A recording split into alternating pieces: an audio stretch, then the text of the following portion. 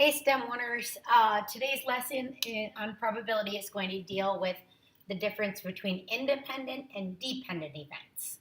And I think the best way to teach this is just to work through some examples. So um, when we go through these examples, the first two I'm going to tell you why, and then we'll just kind of keep talking about the difference between the two. So for each question, it says we're supposed to tell whether each set of events is independent or dependent, and then explain your answer.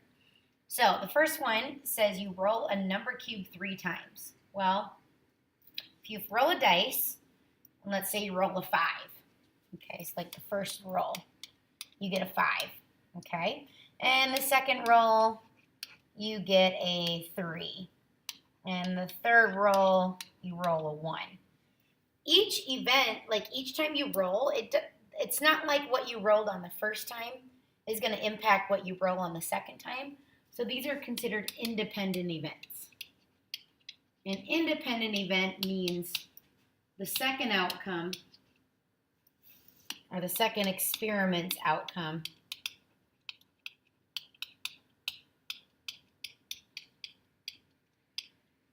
doesn't depend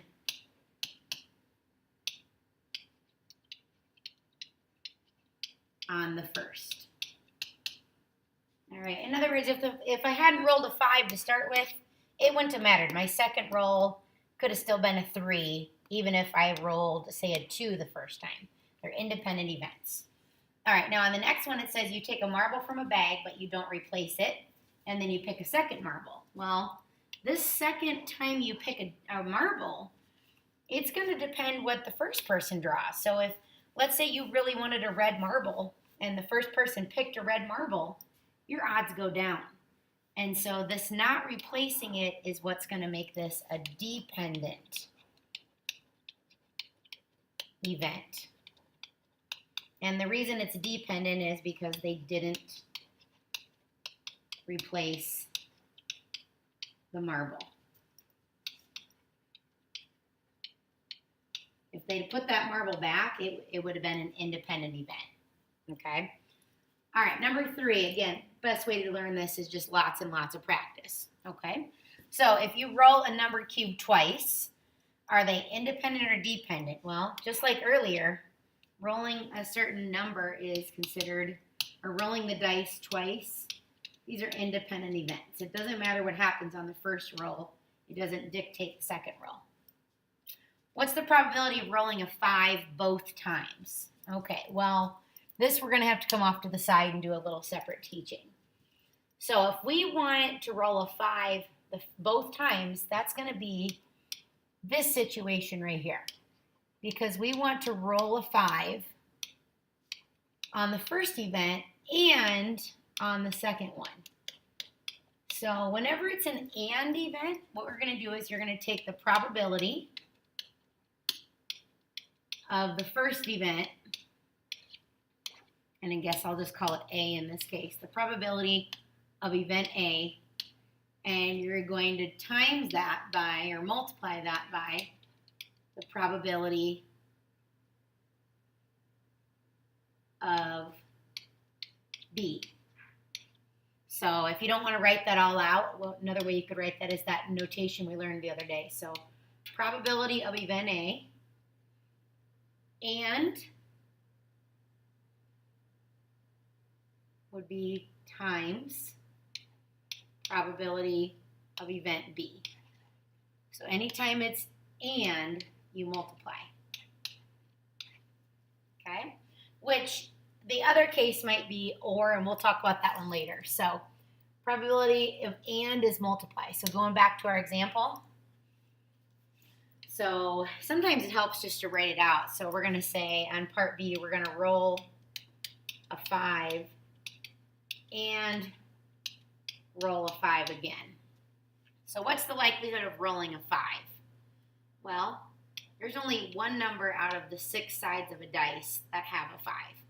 We wouldn't do 5 out of 6 because that would mean 5 out of the 6 sides have a 5 on it. Only one does. Okay? Since the word is and, that means multiply. And then again, rolling another 5 would be 1 out of 6. So if you multiply that, we get 1 out of 36. Okay. Number 4, the numbers 1 through 20 are written on pieces of paper and put in a box. 2 pieces of paper are taken out and they're not replaced. Would this be considered independent or dependent? Well, again, not replacing makes it a dependent situation. It depends on what they draw the first 2 times. That can help determine what the next selection will be. What's the probability of selecting a number less than 6 both times? So that means we're going to take the probability of less than 6 and the probability of less than 6 the next time. Got to be careful here. So the first time they draw, there's 20 choices. So I'm going to put 20 in the denominator. How many of those numbers are less than 6? Well, we have 1, 2, 3, 4, 5. That's 5 choices that are less than 20. Okay? And we learned means multiply. So we're going to take 5 out of 20 times less than 6 now. Okay, this is the second roll though. So now we don't have 20. We lost, or not roll, it's the second selection. Now we only have 19 pieces of paper. And if they took one of them out on the first draw, there would only be 4 left for the next draw. So notice these numbers really had to go down by 1 because we're assuming that it got selected the first time through. So if you multiply this, we'd get 20 over, what is that, 380? So I'm going to reduce that. Honestly, you don't even have to reduce it. I'm going to reduce it just because I like to 1/19. Okay, couple key ideas. And always means multiply. Since they didn't replace on the second round, that changed the total number for our sample space. It went down by 1. Okay, so kind of be aware of that. All right, number 5. Number 5 says, a bag contains 1 red, 7 black, and 2 yellow marbles. So I always like to record my total off to the side. If we add those up, 1 plus 7 is 8, plus 2 more, that's a total of 10. Okay, are these independent or dependent? So the first one, selecting a black marble. So I'm going to put probability of black and replacing it, and then probability of selecting a red. So and is going to mean multiply. So probability of red. Okay, since we put the marble back both times, there's going to be the same number of options to pick from. So we'll have 10 each time. Since it's the same number of choices and we put it back, this would be considered an independent set of events.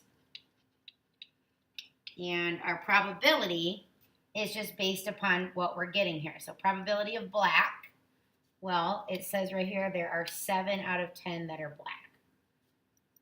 Probability of red, looks like there are 1 out of 10.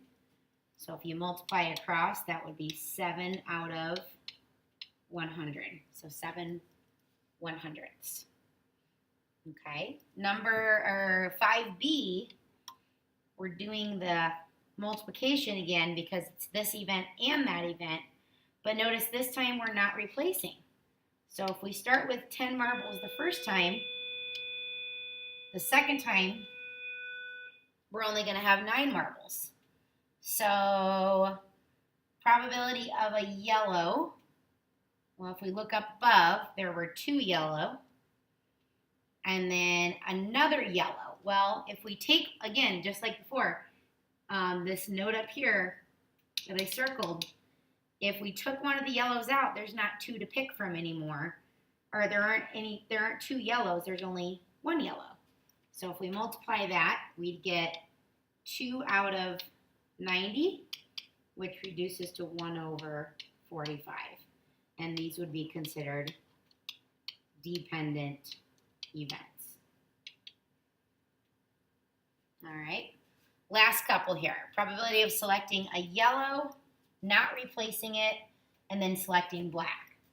So again, not replacing means they are dependent events. Our second answer is going to depend upon what happens the first time. And if they're not replacing it, we know the second selection is only going to have 9 to pick from. So if I start with 10, they want to select a yellow. So how many yellows were there? There were 2 yellows. Okay. So if this one picked a yellow, and the next one is trying to look at picking a black marble, we still have all of our black marbles, so that one won't go down. There still are 7 black marbles. We didn't take a black marble to start with, so the 7 stays a 7. If we multiply across, we'd get 14 out of 90, and I ran out of room, so I'm not going to reduce it, but that would be reducible. However, you can just leave it like that. Okay. All right. The last couple ones here. What is the probability that both students are 9th graders? We have a total of 10 students, and we're going to pick 2 students. So the probability for that one, we're starting with 10, but after we select a student, the next selection is down to 9. So let's see. The first event wants us to pick a 9th grader. Well, there are 8 out of 10 students that are 9th graders. If we take an 8th grader, or if we take a 9th grader out, then we go down by 1 student, so then we'd only have 7 out of 9 that would be left to be 9th graders. So if you multiply that, that would be 56 out of 90. Okay. Same concept for number 7. So again, we're going to start with 10. And then since we can't put that student back in the mix, the next choice will be down to 9. There were 2 10th graders to start with, right here. If we pick one of them, we decrease the number of 10th graders, so it would go down to 1. So that would be 2 out of 90. And again, you can reduce them if you want, but you don't have to. Okay. So number 8, similar setup. Again, we start with 10. The next time we only have 9 kids to pick from. The first selection is, it doesn't really matter which one we do first, but one of the selections, we have 8 9th graders to pick from. But then the second selection, if we're picking a 10th grader, there's still 2 kids to pick from because we're assuming the first one was a 9th grader. So that doesn't lessen the size of the pot of the 10th graders. So 8 times 2 is 16. 10 times 9 is 90, and that is your probability. Okay? Your job is to complete practice B.